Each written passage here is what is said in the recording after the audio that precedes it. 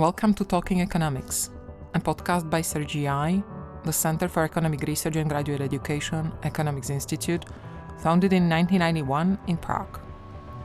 We invite our faculty, researchers and alumni from around the world to discuss current economic research and its relevance to the challenges and opportunities in a changing world. I'm your host, Katarina Stehlíková. Thank you for joining us. Migration shapes labor markets, public services and political debate across Europe. Refugee flows in particular have tested the capacity of host countries to integrate newcomers quickly and fairly. In this episode of Talking Economics, Achim Ahrens, assistant professor at CERGE-EI, discusses what economic research tells us about how migrants and refugees fare in receiving economies, which integration policies actually work, and where the public debate diverges from the evidence. Achim's empirical research focuses on migration and labor economics. His research applies causal inference, data science, and machine learning to policy-relevant questions. He is also a co-founder of Path to Work, an online platform that supports job matching for refugees in Switzerland. Welcome, Achim. Thanks for having me. Let's start broad. How does migration affect labor markets and economies in the receiving countries? What does the research consensus actually look like beyond the headlines? Yeah, thank you. That's indeed one of the central questions in the public debate. And unfortunately, there is no consensus. From the sort of economic point of view, so the textbook model would say if there is more immigration, so you have more labor supply, so wages would go down and native workers would compete with immigrants arriving. If you look at this empirically, it seems to be much more complicated. There is no empirical consensus, and I'll just give two examples. One would be they're based on two studies. One would be about cross-border workers from the Czech Republic to Germany. And in that case, there was sort of after the fall of the Iron Curtain, Czech workers were able to and allowed to work in Germany. So they were cross-border workers, not traditional immigrants, but it helps us to understand what's the effect of immigration on wages. And in that case, so this was a very sudden inflow of Czech workers in German border regions. And the share of Czech workers in these regions went up from 0 to 3%. And there was a very modest change in native wages, like a modest reduction, but however, a quite noticeable reduction in employment of Germans. This was not so much layoffs of Germans, but more of German workers, but it was more that there were fewer hires of German workers. Another case study essentially is Switzerland. So Switzerland in the early 2000s gradually opened their labor market to cross-border workers from European Union countries. And in that case, it was a bit of a different setting because it was much more gradual, slow, step by step. So there was an anticipated change. And there the research didn't find any sort of average effects on wages and employment, sort of on average, if we look at the overall Swiss workforce. But actually among those with high skills, so the highly educated ones, there we actually found, or the research found, an increase in wages. So the reason there seems to be that the firms expanded, there was this shortage of high-skilled labor, and so the effects of this opening was actually very positive in the end. So these two examples really show it depends on the setting. It depends on are there shortages of labor of particular groups of workers, and how sudden and unexpected the change comes. You talk about a group of workers. Your work focuses on refugees, right? So refugees are often discussed together with the other migrants, but their situation is different. So can you explain the difference between a refugee and a regular migrant, and why does it matter? Yeah, so you're right. I mean, refugees are often discussed along with other immigrants.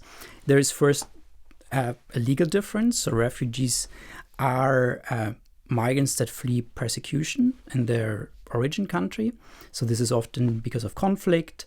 They come because they because the protection that is provided under the Geneva Convention or under other subsidiary or temporary protection schemes. And this is different from economic migrants who move voluntarily, typically for work or family reasons. And many of these already have like a particular job in mind, or they are selective positively in the sense that they come with skills that match the local labor market much more likely to come with skills that match the labor market. There's also the special case of Ukrainians that we can talk about. They enjoy a special protection status in the European Union under the Temporary Protection Directive. The main difference is really the selection. Economic migrants are self-selected for labor market success. Many have a contract before arrival, and whereas refugees are not so much economically self-selected, but their timing and destination are largely outside of their control.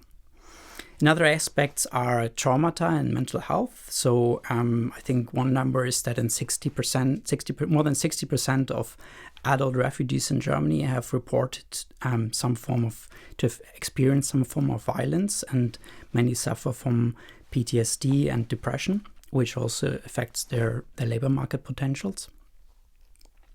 And another aspect is uncertainty about the right to stay. So many refugees, and this also affects Ukrainians, have only a temporary right to stay. So Ukrainians, I think at the moment, are, under the current rules, are expected to allow to stay in the European Union until March 2027. This might be extended, but it's not clear. And this, obviously, uncertainty about the right to stay might affect, the willingness and the ability and to invest in language skills and to invest in like domestic host country specific qualifications.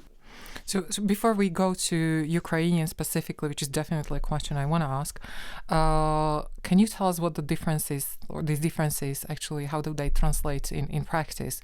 How do refugees fare in the European labor markets?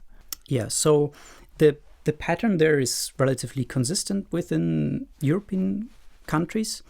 So within the first 1-2 years after arrival, refugee employment is very low, so below 20% often. So, many are still in a limbo and do not have any employment. And this is compared to 50-70% or even more of regular immigrants, economic immigrants that are in employment. And again, this is because partially many regular immigrants come already with an employment contract or with a particular mindset that they want to work in a particular industry, in a particular occupation. Then employment of refugees grows quickly, but it takes very long for refugees to catch up in terms of employment with regular migrants. So even after 10 years, there's still, we see a gap in the data. US is a country where, they are well known for accepting migrants and refugees. Can you compare it maybe to the situation there? Yeah, so in the United States, the gap between regular migrants and refugees is much smaller. So there isn't as much of a gap because the labor market is much more flexible and better at absorbing refugees into the labor market. There have been more than 4 million Ukrainians who fled to Europe since the start of the war. What, if you should compare the groups, like how do Ukrainians fare compared to the other migrants? Yeah, so first of all, they are Ukrainians have a particular legal status. They have a temporary protection status in the European Union, also in Switzerland, which we'll talk about in a minute. And that means they don't have to go through an asylum procedure as other refugees. And the composition is quite different if we compare it to previous refugee waves of previous groups of refugees that came to Europe. We have a much larger share of women. Many are come with children, which makes childcare a first order concern really for many of these Ukrainians, and they are very high, comparatively high education levels. In some countries like the Czech Republic, they have stronger networks already. They have existing networks, and we know from the literature as well that pre-existing networks, having like friends or families that already are, in the destination country, that helps you find a job, that helps you integrate. And as I mentioned, like shared with other refugees, one concern is, or with many other refugees, is like the uncertainty about how long Ukrainians are able to stay, because at the moment it's like the plan is until 2027, and there's uncertainty about how this will continue. You just recently moved to the Czech Republic, so your work on the Czech Republic is yet to come, I expect. But your work focuses mainly on Switzerland. So can you tell us more about the questions you're asking about refugees in Switzerland, and why Switzerland? Yeah, so I've one particular study with colleagues from the ETH Zurich, and there we asked the question, how much does the policy framework that refugees face contribute to the gap in employment opportunities and the gap in wages between refugees and other immigrants or natives with like similar characteristics. And these policies, I want to talk about them. They are, they're quite, or many of these are restrictions that determine how and under which condition refugees have access to work. And they are quite important because in most countries, refugees are constrained in terms of which jobs they can pick up. And in this particular paper, we study 4 policies. First, that's an employment ban. So in the first month after arriving, so after applying for asylum, refugees are banned from taking up employment. And that's a policy that's in Switzerland, but that also exists in many other countries. Then there is a prioritization policy. So that means if I, as a firm, as a company, as an employer in Switzerland want to hire a refugee, I have, depending on the status, on the particular permit of the refugee, provide evidence that I couldn't find anyone else like a Swiss, a native, or another resident worker. And then there are restrictions on the sectors. So in particular cantons, or some particular states in Switzerland, refugees are banned from working in particular industries. And then there are geographic restrictions. So depending on in which canton you live, you might not be able to get an employment permit, take up employment in another canton. So why is Switzerland ideal to study this? Because Switzerland has like a strong federal system with 26 cantons, which have like a strong autonomy over which policies they select to put in place. So what do you find? Are these restrictions harmful, or? Yeah, we find that all these 4 policies, these restrictions, reduce employment and earnings of refugees.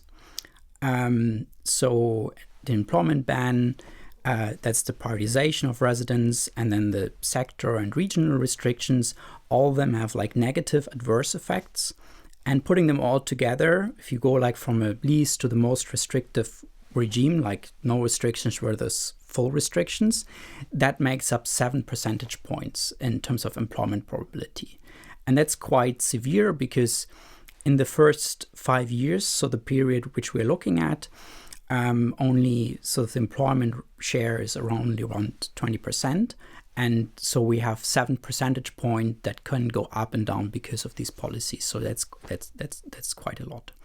And these policies have not just immediate effects, but also in the long term. So even if they are, once they cease to apply, they keep affecting the career trajectories of refugees. So we find that these policies, even up to 7 years after they cease applying, they still negatively affect kind of the employment chances and earnings of refugees. That's because they find it more difficult to build a career and integrate. You said that these cantons are very different. Can you tell us more about your methodology approach, and how do you make sure that your results are not driven by the fact that these are different economies, weaker, tougher, whatever the differences might be? How do you make sure that this is really that you measure the impact of the policies? Yeah, so a core worry would be selection. So that is that refugees might, those with high, motivation and high employment potentials, they might move to cantons where they, face, more liberal regime and find it easier to find employment because there are fewer restrictions. And that's not possible for most refugees because, for once, there is a quasi-random dispersal mechanism. So a refugee, once he or she arrives in Switzerland, they get assigned to one of the 26 cantons, essentially at random. And once they are moved to that, once they settle in that canton, they can for a long time, for 5 and more years, not move to another canton. They would need like a special permit or special exception, which are rarely given. So, as a consequence, more than 90% of refugees still live after 10 years in the same canton just because they've been assigned to that canton. So that's essentially that allows us to compare refugees that have been essentially at random, placed in a less or in a stronger restricted regime. Aside from that, we have a panel over 20 years, and so we can do like a kind of difference in difference study where we compare. So these restrictive cantons might be just different places, weaker economies, tougher labor markets. How do you know that you're measuring the effect of the policies and not something else about where the refugees happen to end up? So one of the core worries is selection. So refugees, especially those with higher motivation and stronger employment potentials, they might select and move to cantons which have more liberal policy regimes, so which don't tend to impose these restrictions, and that would mean we have a selection problem, right?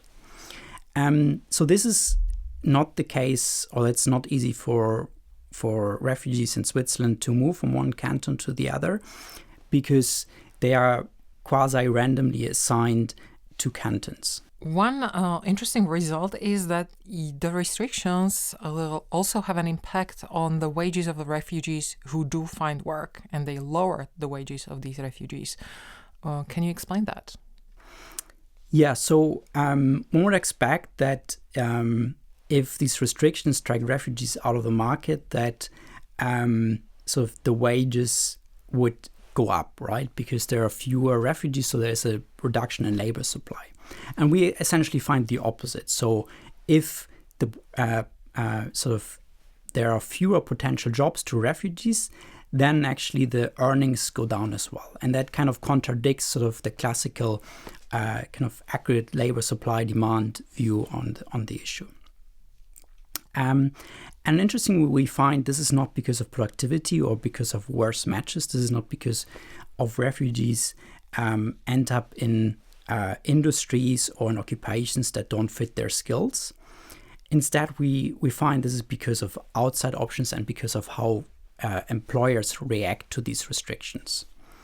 And the story seems to be that because employers observe that it's more difficult for refugees to find employment, because there are fewer jobs for them, they tend to push the wages down, and also because they know they have no other chance, no other opportunity. Yeah, so it's more difficult for refugees also to get a wage increase while they are on a job, because they have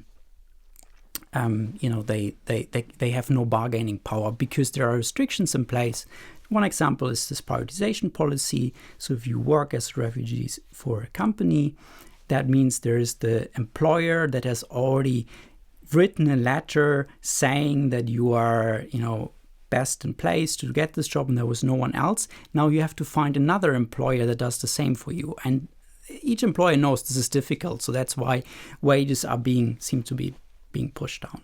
So what would you say are the main policy lessons? Which integration policies work and what are the governments doing wrong?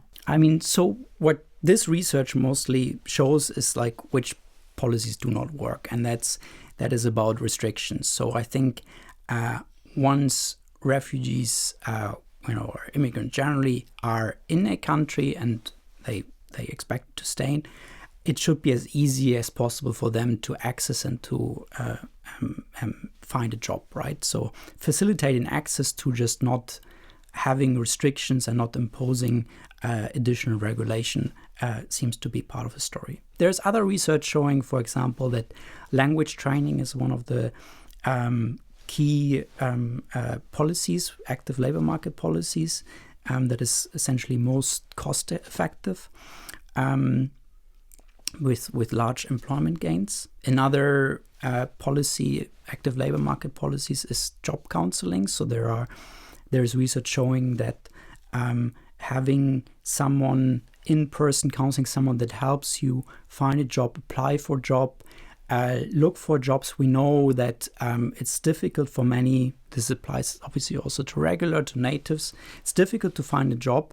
It's difficult to find, to search for the right job. It's difficult to write good application materials, be prepared for interviews, and having support there seems to be crucial as well. So that's another aspect where more can be done, I think. And this is especially difficult. Again, job search is always difficult. It's especially difficult for immigrants and refugees, simply because they have to navigate a labor market that they don't know very well. Yeah. So we have the policies. We said at the beginning that there might be some, divergence between the public debate and what the optimal policies are. Can you say a little bit more about the match or mismatch between the public debate and the evidence? Yeah, I guess one point is that which we discussed in the beginning, that the public debate often assumes that immigration mechanically depresses wages of natives and reduces employment of natives. And the evidence, at least shows the empirical evidence that it's very context dependent, that it's not very clear cut. That there are often no effects or there are positive effects, as we have seen in the case of Switzerland. Another point, I think, is that integration gaps are often attributed to immigrants and refugees themselves. And we've seen in the study that I've presented here that it's not just the immigrants or the refugees, but also about the policy framework where it's not just at the one side there is a demand for they should find jobs and and earn well and integrate, but at the other side there are actually regulations that do the exact opposite and discourage and make it more difficult to find jobs. Maybe another aspect is the focus on short-term outcomes. So one example would be in Denmark in the early 2000s. There was a severe cut in cash transfers for refugees by 40%. And these actually have led to higher employment in the short run, but they also led to worse job matches, and they had negative effects on the children of the refugees and even could be traced back to criminal behavior that went up and so on. So if you think about reducing welfare benefits, there can be always unintended negative consequences of this as well. So there needs to be, one needs to think about the trade-offs there. I would return back briefly to the Czech Republic, which has received a lot of Ukrainians after the start of the war. Can you compare the situation here in the Czech Republic to what's going on in Switzerland? Yeah, I think that's an interesting comparison because the employment share, the employment rate among Ukrainians is much higher in Czechia compared to Switzerland. So in Switzerland, only around 35 to 40% of Ukrainians are in employment currently, whereas the same number is, I think, to my 70% or higher in the Czech Republic. Part of this is surely context. So, and Ukrainians have a stronger, they've already been before the war more Ukrainians in the Czech Republic, so there were better sort of social networks which made integration easier. Then there's obviously language. The language is much more similar. There are still also other frictions that probably explain this, and part of this could be, for example, in Switzerland, right at the beginning, cantonal authorities would require a registration for, if you want to employ someone, you have to register this, whereas in Czechia you didn't. And so there was, again, an additional burden that might have explained part of the difference. Yeah. In Switzerland, as I hear, one of the big problems is childcare as well, because there are many women with children that find it difficult to get childcare. But yeah, if I had to guess, I think part of it's difficult to disentangle. I think we need to study this a little bit more. What are the main drivers and what attributes to this gap? I would guess language and sort of is one of the main aspects, but there might be others. In terms of policy, so do you think that the Czech Republic is more open or less restricted? It made it from the beginning a little bit easier, I think. And which seems to be a problem in the Czech Republic seems more like this quantity versus quality, so that while many Ukrainians work, they often have jobs that are below their skill level, and I think there I think is where more can be done, right? Can you maybe summarize? We should be ending the talk. So if there are any final thoughts that you would want to share with us. Yeah, I think it's important to look at the data and examine in a sort of very fact-based way what are the sort of advantages and disadvantages of immigration, what are the policies that pay off and which do not pay off.